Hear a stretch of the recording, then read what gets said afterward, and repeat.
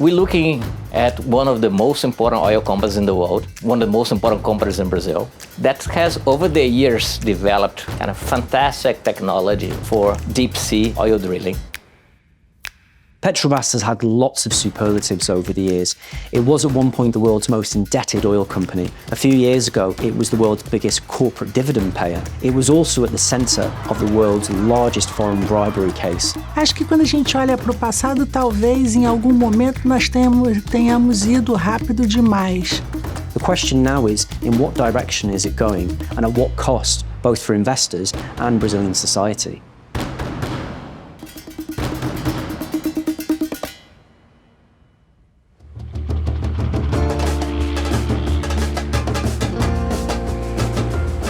Petrobras has huge importance to the Brazilian economy. It's the largest taxpayer. Crude oil is now Brazil's largest export, and a lot of that comes from Petrobras, so it's a big source of foreign currency earnings. It also has this multiplier effect on the economy by helping to create jobs in other sectors. It employs hundreds of thousands of people, it's traded on stock markets all over the world. It's got a market cap of, I think, about $70 billion. It was well over $100 billion just a few years ago. Brazil is about the 9th largest oil-producing nation in the world, and the government wants it to become the 4th biggest by the end of the decade, and Petrobras is central to those ambitions. It is a massive, successful oil company. It delivers huge dividends to its shareholders, one of which is the government. But both sides of the argument would say that Petrobras could be contributing a lot more to the Brazilian economy. It's just that, they would disagree dramatically on how it should do that, by becoming more focused and more highly profitable, or by being more diverse and being a bigger driver of industrial development. Under the previous government, led by right-winger Jair Bolsonaro, they sold off lots of Petrobras assets and they tried to get it to slim down and really focus on its core of oil and gas exploration. Jair Bolsonaro even said that eventually they would be interested in privatising that.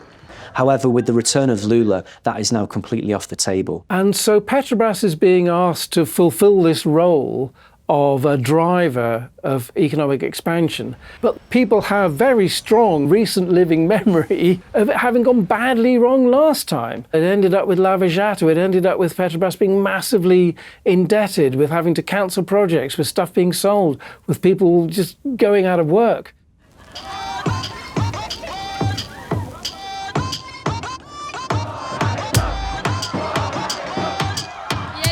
In the previous decade, Petrobras was at the centre of a huge political corruption scandal in Brazil called Lava Jato, or Car Wash, named after the investigation that uncovered it. Petrobras was one of the big companies that was handing out huge contracts to construction companies, and the bribes were being skimmed off the top.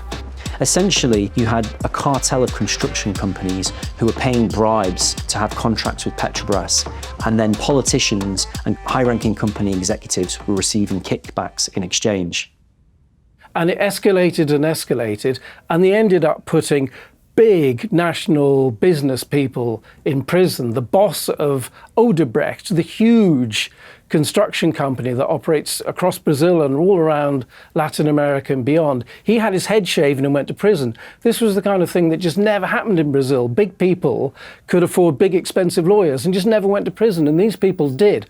Car Wash had a high connection link with politics, right? All the way to President Lula. They sent former and future President Lula to prison. He was implicated in the Lava Jato scandal. There was the question of a beachside property that he never actually occupied. Had he received this as part of this scandal or hadn't he? He was convicted. The conviction was overturned. The Car Wash operation put Brazil and put Petrobras on the global spotlight. That was a pivotal moment in the recent history of Brazil, and I think about the business context in Brazil. A lot of companies start implementing integrity and compliance programs after Car Wash. Petrobras itself had to implement a very strong compliance and integrity program. They had to sign a deal with the DOJ. So there was a major repercussion. The US Department of Justice got thoroughly involved, described this as the biggest international corruption case in history. A obra da Petrobras parou da noite para o dia. as empresas... Literalmente. As empresas paralisaram, anoiteceu num dia, no dia seguinte não tinha mais ninguém na obra.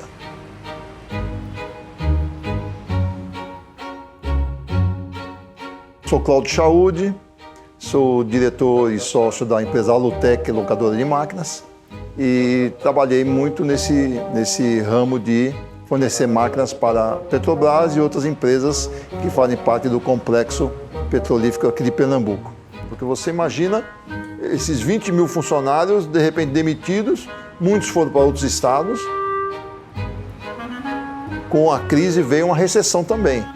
Então 2015, 2016 e 2017 foram 3 anos terríveis, onde nós tivemos que nos desdobrar para tentar sobreviver. At the same time as Lava Jato, Petrobras became the most indebted oil company in the world. And critics said that was because it was stretching itself too far. It was investing in these kind of refinery projects and other areas that weren't going well and that money was wasted. And at the same time, it was being pressured by the government to subsidise fuel prices, which cost it tens of billions of dollars. During the government of Dilma Rousseff, who came in after the 2 big successful periods of Lula, she really heavily intervened, not just in Petrobras, but across industry. Petrobras had been used vociferously, really, as a government vehicle and had ratcheted up quite a meaningful amount of debt at a time where oil prices collapsed and we were mixed with all the headlines of corruption allegations, led to quite a substantial crisis of confidence as to whether Petrobras could actually refinance itself and continue to operate. How do you balance those 2 missions? What is the mission of Petrobras for Brazil versus what is Petrobras should return to investors? I think that's a very fine kind of balancing act that we don't run the risk of just forgetting, right, that Petrobras has private investors, that Petrobras competes globally. Petrobras tem sido exemplo de uma empresa de capital misto que tem desafio, como você próprio disse, muito grande na construção desse equilíbrio. E a perenidade é o que interessa o investidor de longo prazo, diferente do investidor especulador de 24 horas, de 48 horas, que quer só, de forma muito volátil, colocar o seu capital, ter o seu lucro e ir embora. The key pressure points that have existed is the downstream refining business that is more of a political vehicle to help smooth petrol prices at the pumps for the population, against the upstreaming element that is highly profitable with very strong margin. And Petrobras is really good at what it does in its core activity. It's a really, really smart operator in very difficult, ultra-deep water conditions. Expertise that it's built up over decades.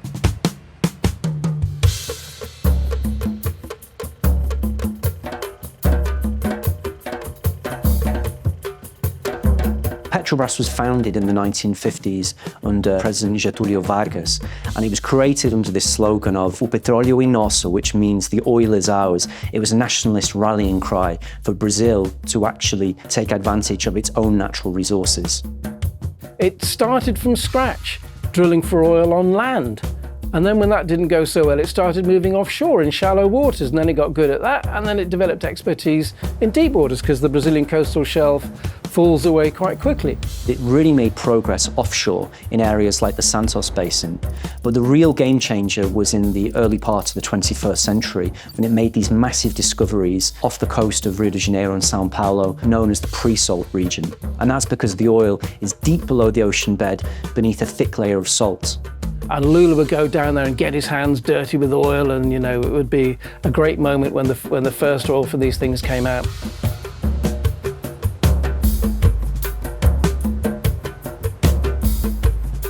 Nós estamos aqui no ativo de Búzios, que é o maior ativo mundial em águas ultraprofundas no mundo. Para que a gente consiga operar aqui, a Petrobras precisou desenvolver uma série de novas tecnologias que não existiam ainda para que a gente conseguisse explorar o pré-sal com segurança e mantendo também a integridade ao longo do tempo, porque é uma condição muito severa de operação que a gente tem aqui. Nós estamos numa unidade conhecida como FPSO, ou seja, ela flutua, produz, estoca e faz offloading do seu óleo. Nós estamos aqui a 2.000 metros da lâmina da água, ou seja, tem mais 2 quilômetros entre a superfície e o leito marinho. E depois do leito marinho ainda, a gente precisa de mais 5.000 metros, ou seja, 5 quilômetros, para conseguir chegar no reservatório da onde a gente produz o óleo que está aqui. It took a long time, lots of investments, but that's now proving really profitable for the company, and it's recognised as one of the world's best offshore oil operators.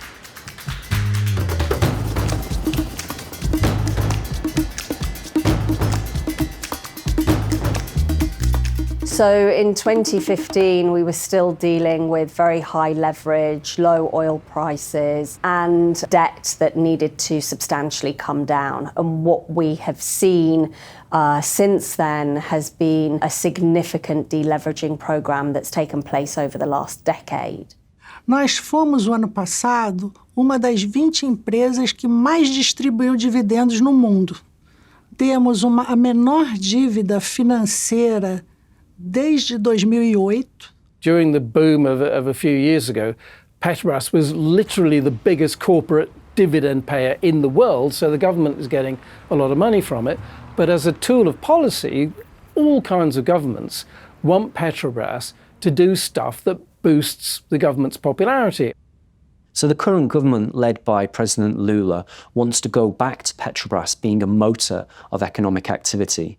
Nós temos hoje uma perspectiva de investimento, segundo o nosso plano de negócios, de 111 bilhões de dólares no quinquênio, completamente financiado pelo nosso caixa, principalmente.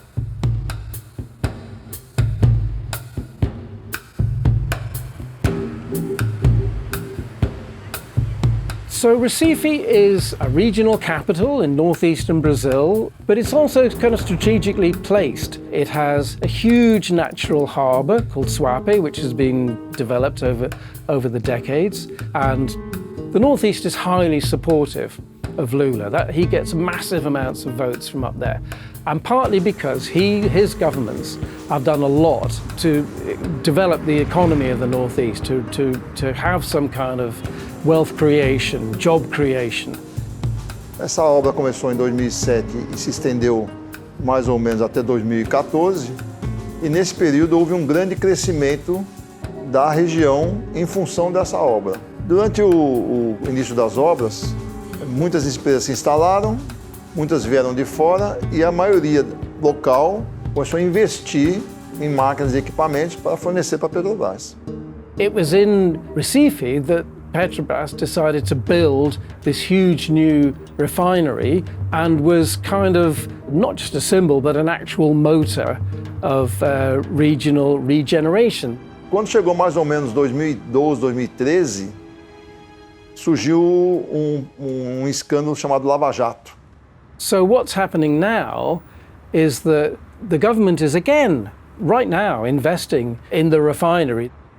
Estou muito feliz com essa retomada, porque nós tivemos que paralisar o projeto há 10 anos, né, e essa retomada vai ser importante para a Petrobras e para o país, para a comunidade local, né. Nós vamos ser a segunda maior refinaria da Petrobras.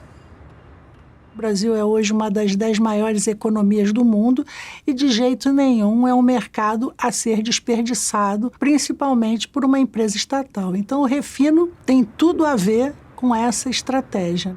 We know that the refining business is different from oil exploitation and production because the margins are used to be very thin. We made a calculation in 2018, the refining business produced an economic loss of $6 billion to Petrobras.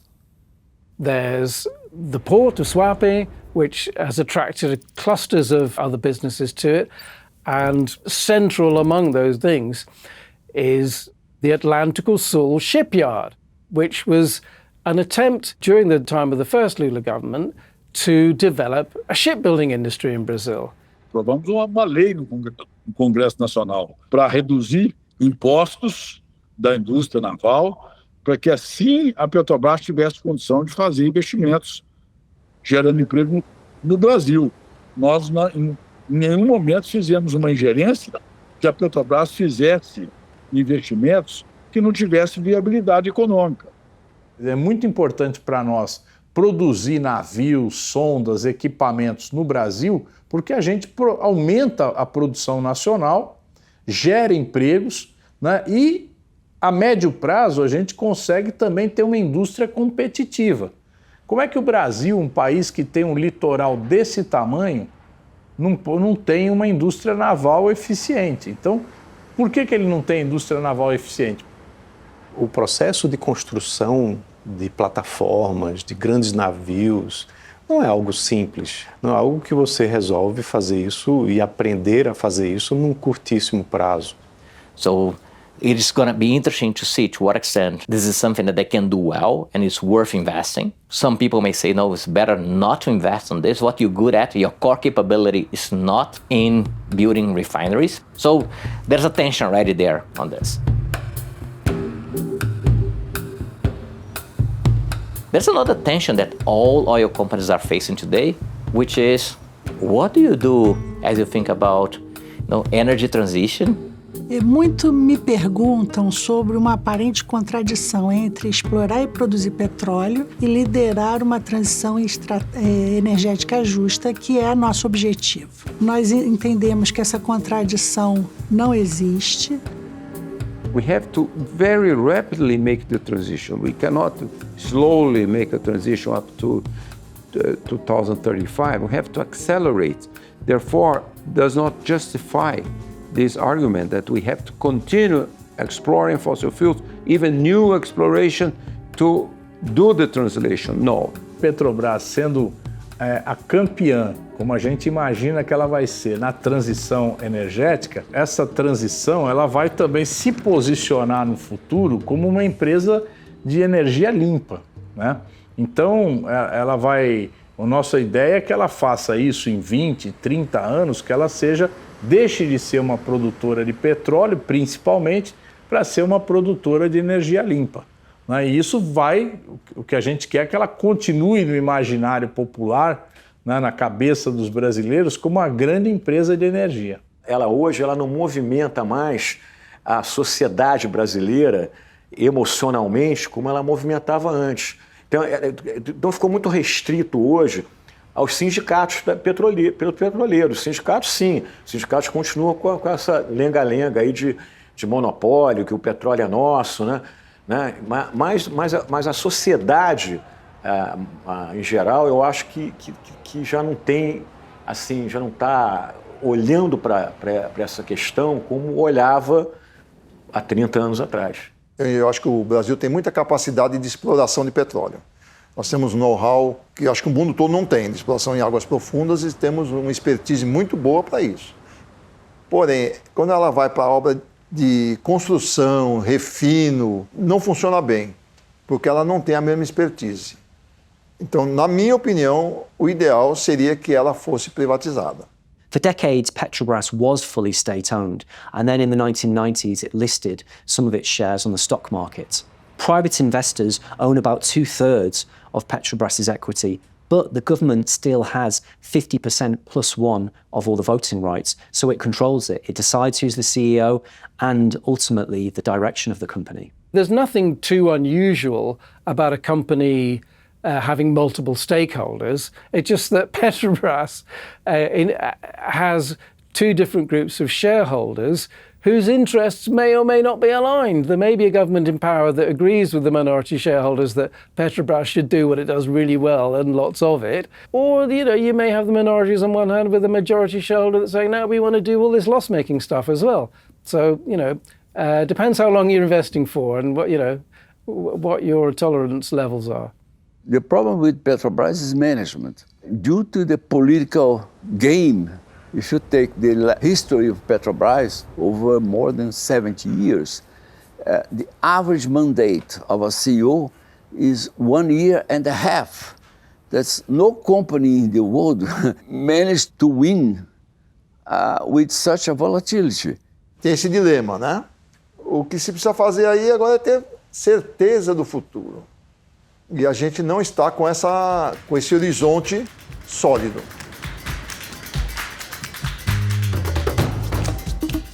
So Petrobras is making loads of money from the pre-salt operations, and that gives it a certain financial cushion, which means that a lot of investors aren't so worried about its investment in other areas and its increased capital expenditure budget. But at the same time, there are some who are very attentive to the fact that in the previous decade, when it went on this big expenditure splurge, not all of its projects went right, either because they were plagued by corruption or because they ran over their budgets and they weren't completed, and a lot of money was wasted. I mean, this really is, and I don't think it's an exaggeration to say that this really is a pivotal moment for Petrobras, because the thing is, it's been here before to use Petrobras as a driver of other bits of the economy. And the big question is, will it work this time around?